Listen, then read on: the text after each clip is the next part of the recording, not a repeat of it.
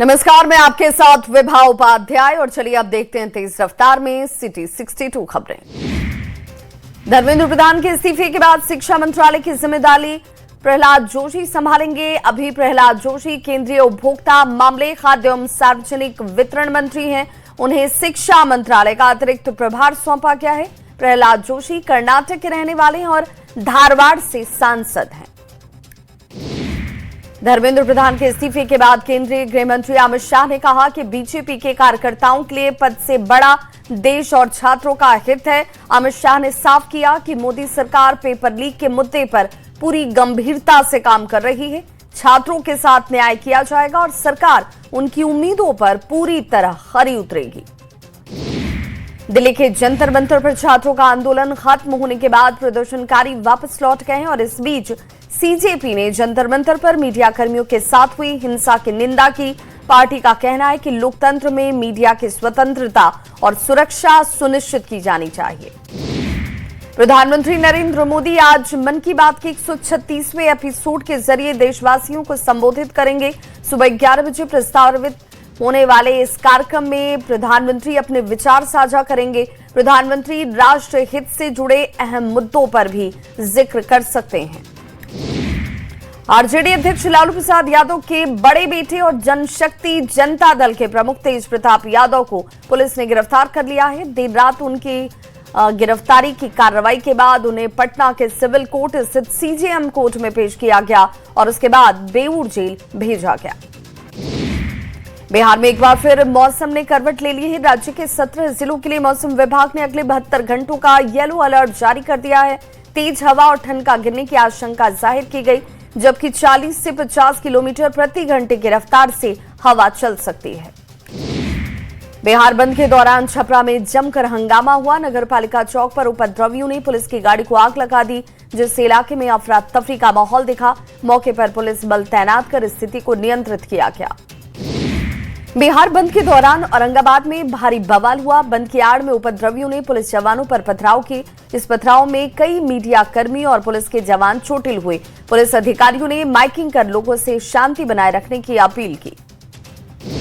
सीतामढ़ी में नीट परीक्षा paper leak मामले को लेकर छात्रों ने उग्र प्रदर्शन किया। जिला मुख्यालय के आसपास प्रदर्शनकारियों ने जमकर हंगामा किया और पुलिस पर पथराव शुरू कर दिए। उपद्रव में सीतामढ़ी के एसपी अमित रंजन सहित कई महिला और पुलिसकर्मी घायल हुए। सहरसा में बिहार बंद के दौरान छात्रों ने जोरदार प्रदर्शन किया। छात्रों ने नीट पेपर लीक मामले को लेकर प्रदर्शन किया और इस प्रदर्शन के दौरान गंग जला ढाले का फाटक तोड़ दिया गया और उपद्रवियों ने पुलिस पर पथराव किए। पुलिस ने हालात बिगड़ने पर लाठीचार्ज किया। बेतिया में बिहार बंद के दौरान मुहर्रम चौक पर प्रदर्शनकारी और पुलिस के बीच झड़प देखने को मिली। उपद्रवियों ने पुलिस पर इस दौरान पथराव किया, जिसके बाद पुलिस जवानों ने कार्रवाई करते हुए इन सभी उपद्रवियों को यहां से खदेड़ दिया। घटना के दौरान इलाके में काफी देर तक अफरा तफरी का माहौल दिखा। समस्तीपुर में पटेल मैदान गोलंबर से लेकर समाहरणालय तक छात्रों ने जमकर प्रदर्शन किया और प्रदर्शन कर रहे छात्रों को प्रशासन की टीम सरकारी बस स्टैंड कैंपस ले गई। प्रशासन ने गिरफ्तारी करने की तैयारी की, तब प्रदर्शनकारी यहां से भागने लगे। भागलपुर में बिहार बंद के दौरान छात्रों ने जोरदार प्रदर्शन किया और बड़ी संख्या में प्रदर्शनकारी स्टेशन चौक पहुंचे, जहां जमकर हंगामा हुआ। प्रदर्शन के दौरान पथराव और बवाल की घटनाओं से इलाके में काफी देर तक अफरा तफरी का माहौल दिखा।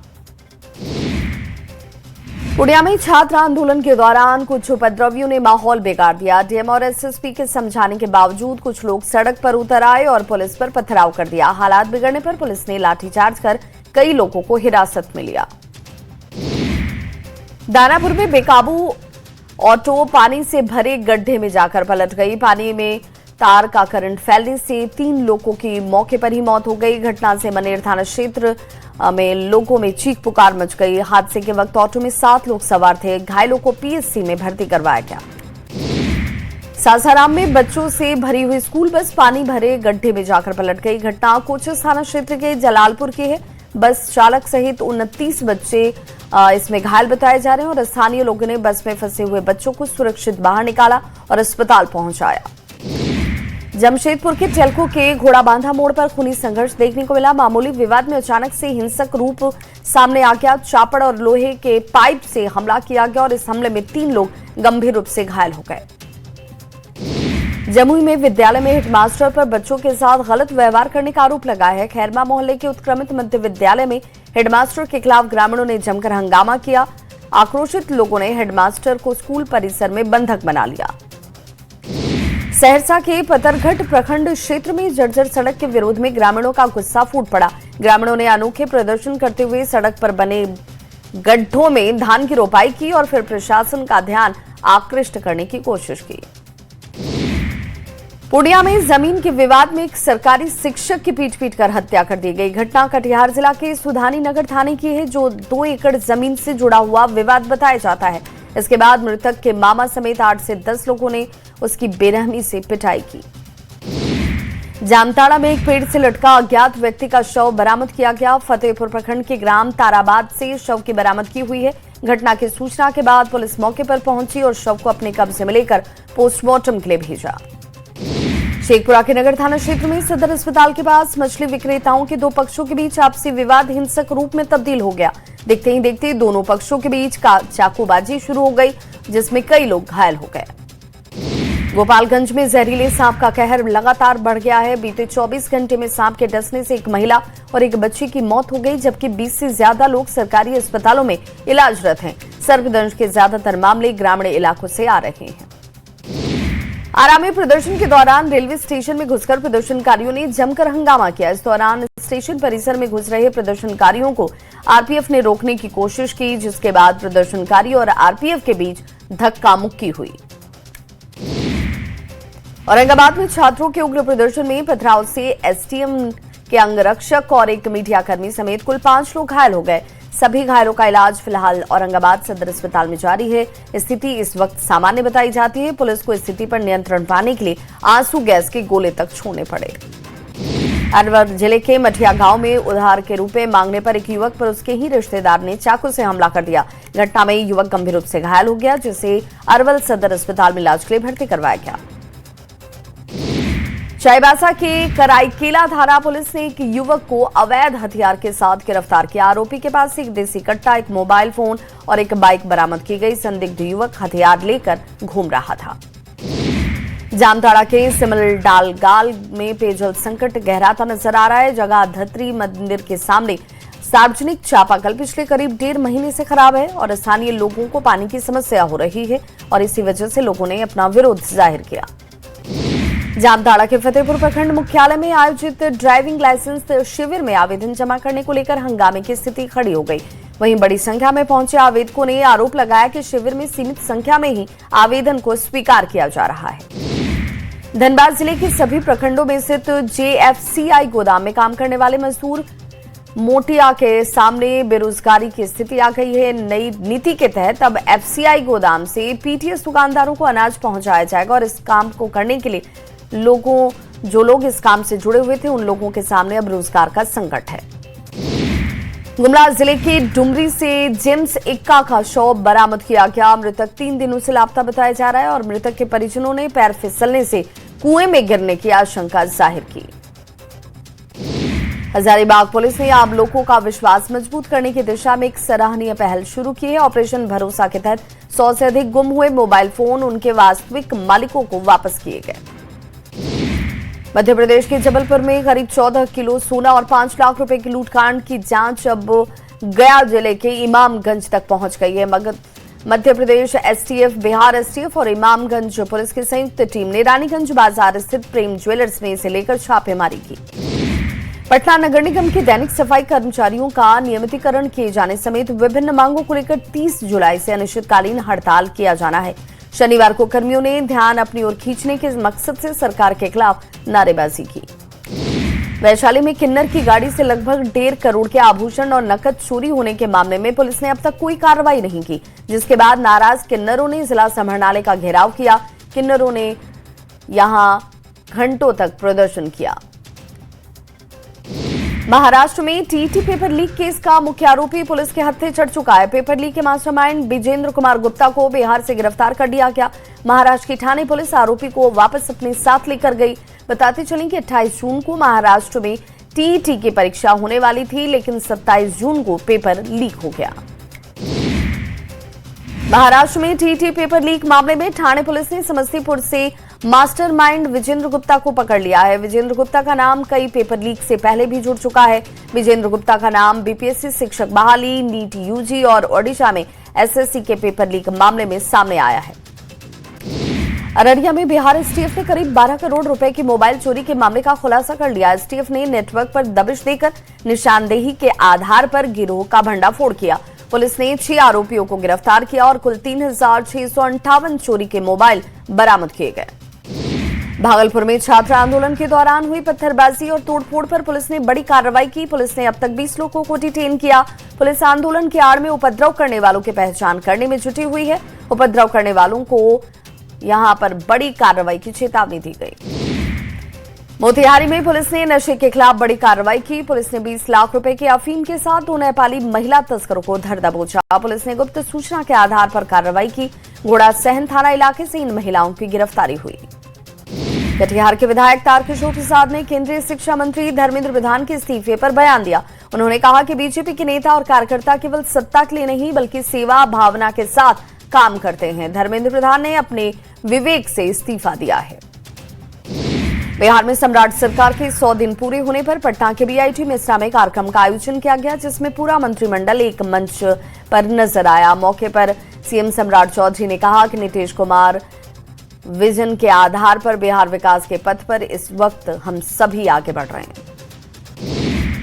सम्राट सरकार के 100 दिन पूरे होने के बाद शिक्षा विभाग और उच्च शिक्षा विभाग ने अपनी महत्वपूर्ण उपलब्धियों को गिनाया। शिक्षा सचिव राजीव रौशन ने कहा कि राज्य के सभी प्रखंडों में उच्च शिक्षा की सुविधा के लिए 211 डिग्री कॉलेज खोले गए हैं।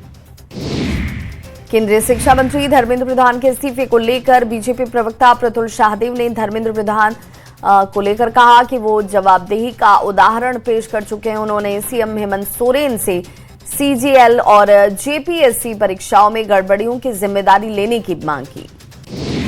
24 जुलाई को बिहार विधानमंडल का मानसून सत्र खत्म हो गया, लेकिन शुक्रवार को बीजेपी विधायक विशाल प्रशांत ने भूमिहार ब्राह्मण को लेकर सदन के सामने सवाल उठाए, जिसमें उन्होंने कहा कि अगर सरकार हमें भूमिहार ब्राह्मण नहीं मानती तो हमें अनुसूचित जनजाति में डाल दे।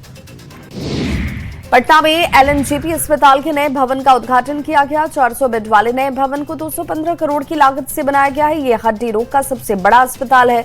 6 मंजिला सुपर स्पेशलिटी अस्पताल पटना के राजवंशी नगर में है। नालंदा जिले के रहने वाले पैरा पावर लिफ्टर झंडू कुमार ने कॉमनवेल्थ गेम्स में भारत के लिए मेडल जीतकर इतिहास रच दिया। कॉमनवेल्थ गेम्स में भारत का ये पहला मेडल है। ग्लासगो कॉमनवेल्थ गेम्स में पैरा पावर लिफ्टर झंडू कुमार ने पुरुष हेवीवेट वर्ग में ये ब्रॉन्ज मेडल हासिल किया। मुख्यमंत्री सम्राट चौधरी ने कॉमनवेल्थ गेम्स में कांस्य पदक जीतने वाले बिहार के झंडू कुमार को बधाई दी। सीएम ने लिखा कि झंडू कुमार ने 190 किलोग्राम भार उठाकर कांस्य पदक जीता। भारत के लिए इस प्रतियोगिता का ये पहला पदक हासिल करने के लिए उन्हें शुभकामनाएं। नालंदा के हरनौत के झंडू ने अंतर्राष्ट्रीय स्तर पर देश का झंडा जो है वो बुलंद किया है। कॉमनवेल्थ गेम्स में झंडू ने पैरा पावर लिफ्टिंग में ब्रॉन्ज मेडल जीता, जिसके बाद झंडू के गांव और परिवार में खुशी का ठिकाना नहीं है। झंडू की कामयाबी पर माता पिता बेहद खुश हैं। बिहार में सम्राट सरकार ने अपने 100 दिन के कार्यकाल में बड़ा फैसला लेते हुए कुल 551 मॉडल स्कूल का तोहफा दिया है, जो सरस्वती विद्या निकेतन के नाम से खुला है। पटना में भी 10 मॉडल स्कूल खोले गए हैं। बच्चे और शिक्षक काफी गौरवान्वित इसे लेकर महसूस कर रहे हैं। केंद्रीय मंत्री राजीव रंजन सिंह उर्फ ललन सिंह एक दिवसीय दौरे पर लखीसराय पहुंचे, जहां उन्होंने सदर प्रखंड के साबिकपुर में नवनिर्मित उत्क्रमित माध्यमिक विद्यालय के भवन का उद्घाटन किया। इस दौरान बड़ी संख्या में स्थानीय लोगों की मौजूदगी रही। मुंगेर मॉडल सदर अस्पताल में इंसानियत और सूझबूझ की मिसाल देखने को मिली। अस्पताल के गेट पर ई रिक्शा में एक महिला ने बच्ची को जन्म दे दिया। मौके पर मौजूद जीएनएम छात्रा ने बिना देर के सुरक्षित प्रसव करवाया। रामगढ़ में डाक विभाग का राखी बनाओ स्पीड पोस्ट भेजो अभियान इस वक्त तेज है। विधायक ममता देवी ने अभियान से जुड़ने की अपील की और वीर जवानों को हैंडमेड राखी भेजने का संदेश दिया। स्पीड पोस्ट के जरिए राखी भेजने के लिए लोगों को जागरूक किया गया। रामगढ़ डीसी की अध्यक्षता में जिला स्तरीय डेवलपमेंट टास्क फोर्स की बैठक हुई और इस बैठक में डीसी ने कहा कि जिले के विकास को नई दिशा देनी है। डीसी ने जन कल्याणकारी क्षेत्रों में कार्य में गुणवत्ता लाने के निर्देश दिए। पलामू पुलिस ने मुख्यालय के आदेश के बाद ऑपरेशन मुस्कान चलाकर 104 गुम हुए मोबाइल को बरामद किया। एसपी के निर्देश पर अलग अलग थाना क्षेत्रों में कार्रवाई करते हुए खोए हुए 104 मोबाइल फोन रिकवर किए गए। मुंगेर में विभिन्न संगठनों ने बंद का आह्वान किया था। शनिवार को कोई खास असर देखने को हालांकि नहीं मिला। शहर के सभी बाजार सामान्य तौर पर खुले नजर आए और सड़कों पर वाहनों का परिचालन भी सामान्य रहा। सम्राट सरकार के 100 दिन पूरे होने पर वैशाली जिले में भी कार्यक्रम का आयोजन हुआ। 150 से अधिक भूमिहीनों को बास गीत का पर्चा मिला। वैशाली डीएम और विधायक इस दौरान मौजूद रहे। सम्राट सरकार के सेवा संकल्प और समर्पण के 100 दिन पूरे होने पर बक्सर जिला प्रशासन ने कर्मियों को सम्मानित किया। बक्सर डीएम साहिला ने कहा कि सरकार के महत्वपूर्ण योजना धरातल पर उतरे हैं। सेवा संकल्प समर्पण के 100 दिन पूरे होने के अवसर पर मुंगेर में जिला स्तरीय कार्यक्रम का आयोजन हुआ। समरनालय सभागार में आयोजित इस कार्यक्रम में अध्यक्षता जिलाधिकारी की तरफ से की गई। खगड़िया में भी सम्राट सरकार के 100 दिन पूरे होने पर कार्यक्रम आयोजित किया गया। बेहतरीन प्रदर्शन करने वाले परीक्षार्थियों को सम्मानित किया गया। झारखंड विधानसभा का मानसून सत्र 6 से लेकर 12 अगस्त तक चलेगा। सत्र को लेकर सरकार और विपक्ष ने अपनी अपनी तैयारी शुरू कर दी है। संसदीय कार्य मंत्री राधाकृष्ण किशोर ने कहा कि सरकार सदन की कार्यवाही के लिए पूरी तरह से तैयार है। देवघर में बाबा बैद्यनाथ मंदिर परिसर में लगे विकास कोष के दान पात्र करीब 2 महीने बाद खोले गए। बाबा मंदिर प्रभारी सह एसडीओ रवि कुमार के निर्देश पर मंदिर मजिस्ट्रेट राहुल कुमार की निगरानी में दान राशि की गिनती की गई।